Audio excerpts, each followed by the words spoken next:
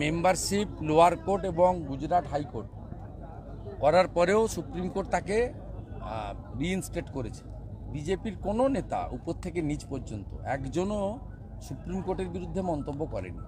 এই ঔদ্ধত্য, এই অহংকারটা মমতা ব্যানার্জি এবং তার ফ্যামিলির ভাঙা দরকার আছে। আমরা তো খুব আশ্চর্য হয়ে যাচ্ছি যে কেন হায়ার জুডিশিয়ারি এটাকে অ্যালাউ করছে।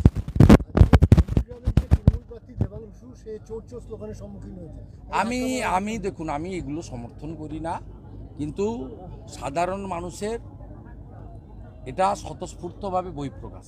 ভারতীয় জনতা পার্টি এটাকে অর্গানাইজ করেনি। ওখানে একজন রেপ কেসের আসামি আছে আমিরুল বলে, 2021 সালে রেপের করে 6 মাস জেলে ছিল।